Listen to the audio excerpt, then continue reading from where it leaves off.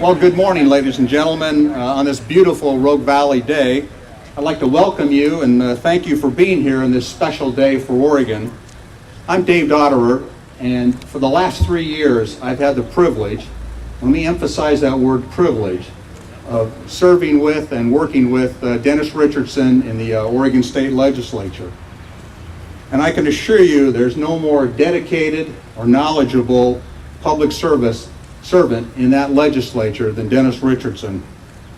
I can also tell you that he clearly sees and understands what's best for the state of Oregon. But you didn't come here to listen to me today, so with that, let me introduce my good friend, Dennis Richardson.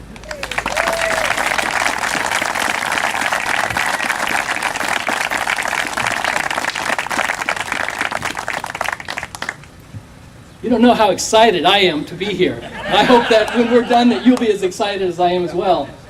We chose this location for this event because we wanted to be reminded of the dedication and service of our veterans that was the inspiration for this Oregon Fallen War Heroes Memorial.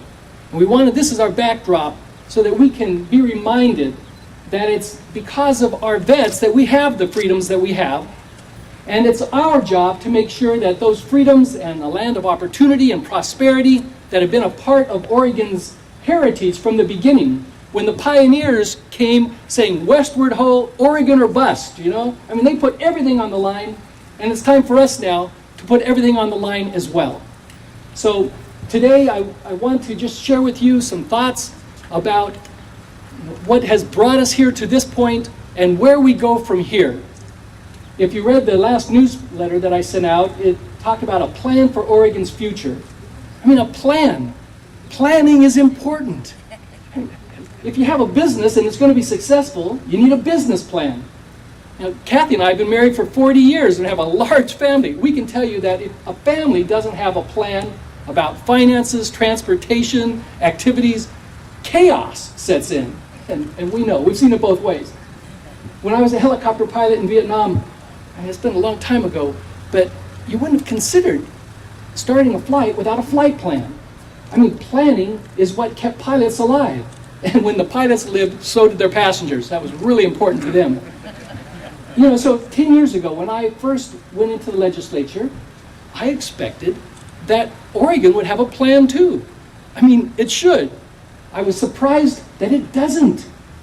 There's talk about a 10-year plan, but it's merely words. The real way you know if there is a plan, and has been a plan, is by the results. Leadership is not defined by good speeches. Leadership is defined by outcomes, by results. So I look back and say, okay, so where have we been the last few years? I mean, it's amazing. You look at our economy. Since Governor Kitzhaber first was the governor, our unemployment rate exceeded the national average. And it's continued ever since, that we have more people unemployed as a percentage of our population than the national average. It didn't used to be that way. I mean, my friend Dave Dotterer, when he first went into the military, I mean, he was a 30-year veteran, and he retired as a colonel in the Marine Corps. But when he left Eugene, having grown up there, he said that Oregon was thriving, that the income for Oregon workers was 110% of the national average. And then after serving and coming back, he finds that Oregon's 90% of the national average. I mean, so what is this, a slow race to the bottom? So we cannot continue to think that we're going to get a vibrant economy if we don't change the way that we look towards small business, innovation, and innovators. Look at our education system. It used to be an example for the country. And now, a third of our high school seniors don't graduate with their classmates. Think of that. It's 2013, and a third of our high school students don't graduate from high school? And so who are they going to be working for in 10 years? The Asians? I mean, as you know, I've been to China many times. And when I go over there, I'm taking Oregon businesses to China to try and further our exports. I mean, we buy products from Walmart, so we send our money to China, and they want to buy American goods, so doesn't it make sense that they should buy from Oregon? And so we take businesses over there that want to export our services and products, and they want to buy them. And while we're there, we visit schools, and we see students that want what America has. Their goal, their example is what America has. And so they study long hours. They go to school 6 days a week.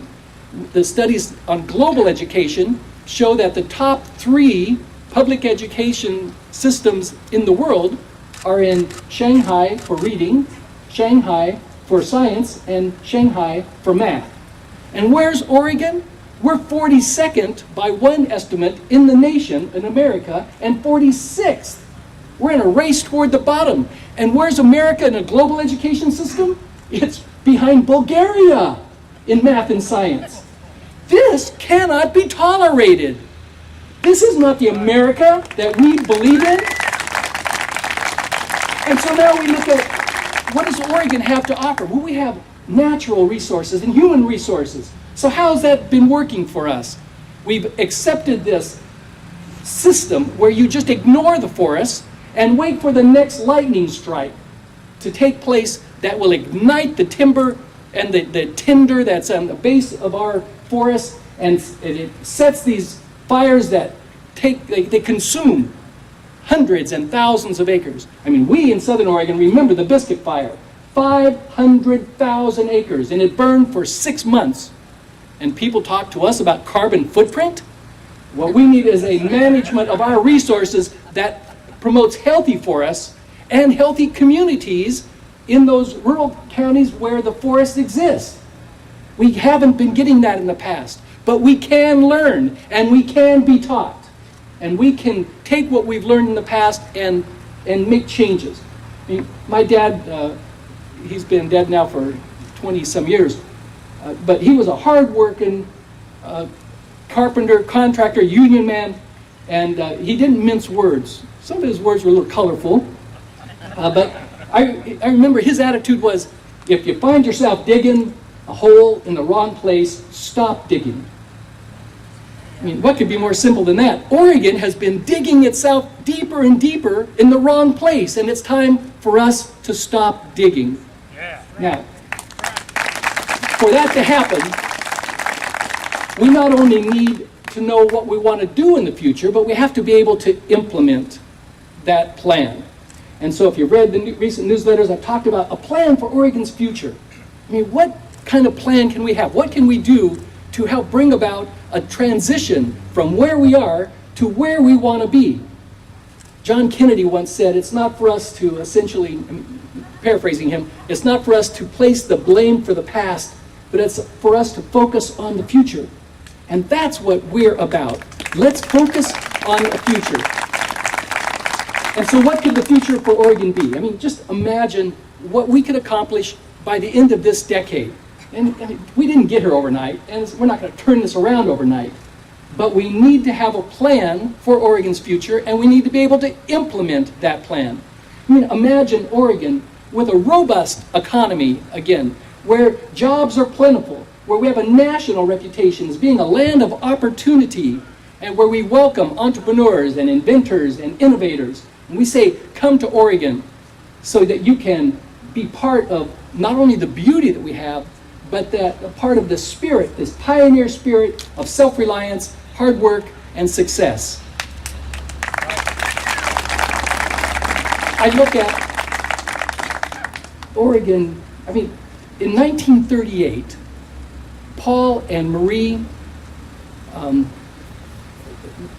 let me see what, if I get to come up with their names again because, okay, it's Lamfrom, Paul and Marie Lamfrom. In 1938, this is the beginning, I mean, this is in the midst of the Great Depression. They opened up a business, and it was a hat distributorship. Okay, and this is up in the northern part of our state. And this became Columbia Sportswear. And they transitioned that business down to their daughter, Gert Boyle, who's now in her 80s. And she now has, as the head of that company, her son, Tim Boyle. And so Columbia Sportswear didn't just happen.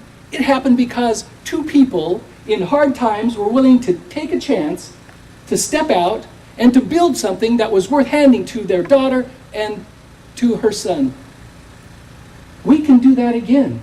What's really interesting is in 1938, while the Lamprams were starting Columbia Sportswear, there was a new baby born. His name was Philip Hampson Knight. Now, known as Phil Knight. He went to Cleveland High School up in Portland. Just a student, you know, he's just like anyone else, except that he took his studies seriously, went on to college. Where do you think he went? University of Oregon. He was Go Ducks, and he's put his money where his alumni is. Anyway, so you have Phil Knight, who grew up and became a CPA, had a vision. He ran with Bill Bowerman, who was actually a Medford coach who became the track coach up at U of O.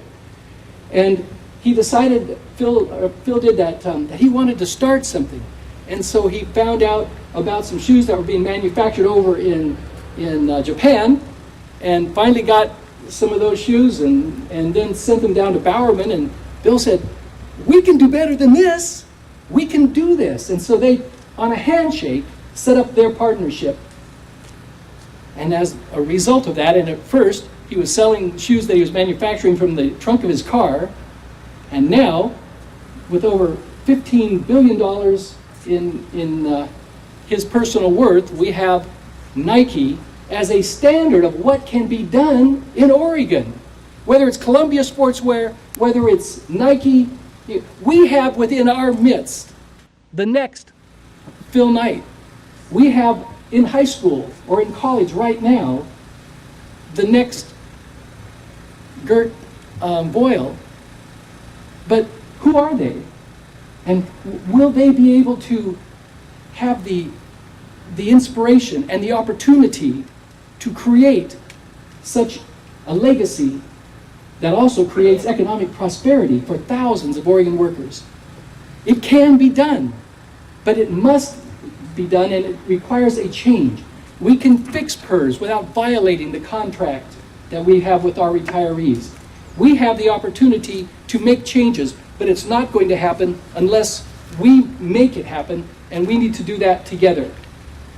It's going to require each of us to be in. I mean, it's about each of us doing something together. Together, we have the ability to develop a comprehensive strategic plan for Oregon. Together, we can correct Oregon's course and recognize and realize its potential, not just as a state, but among our citizens and our youth. Together, we can create a lasting legacy for our young adults, for our children, for our grandchildren. These are not mere promises, this idea of imagine what's best for Oregon. These goals can be realized. In fact, it's imperative that we make them be realized. The future of our state, and by our example, the future of our nation, I believe, depends on what we do in the next few years. I believe that Oregon's at a crossroads.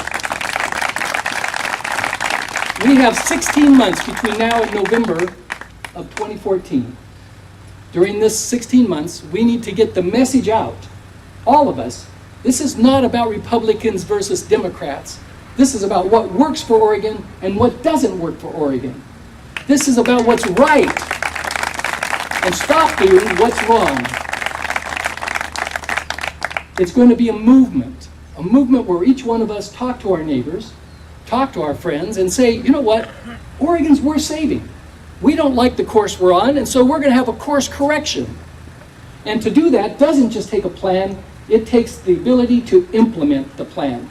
And that is where we come with the signs that you've been handed today. I'm declaring today that not only do I want to work with the citizens to develop a plan that is of the people, by the people, meaning by us, and for us, but that we need to be able to implement that plan, and that's going to require a new governor and effective leadership. I would like to join you in being the governor so that I can help lead us toward this new plan for Oregon's future. Will you help me? Thank you.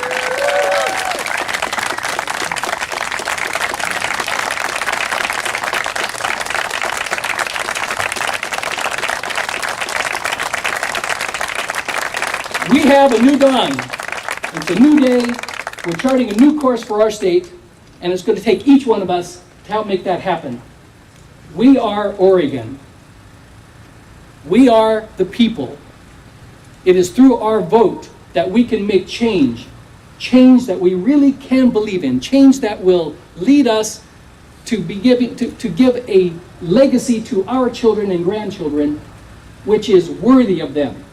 Our parents sacrificed for us. Our vets sacrificed for us so that we would have this choice nation and this choice state in which to live. And it's now our duty, our responsibility, and our opportunity to embrace change for Oregon that will create this as and renew this as a land of opportunity so that we will have something worthy to give to our children and the generations that follow. Please join me in making this happen. Thank you so much for being here today.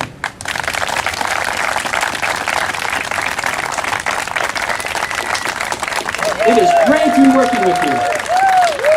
From here we're going to be flying to Eugene, to Bend, and to Portland to give this message.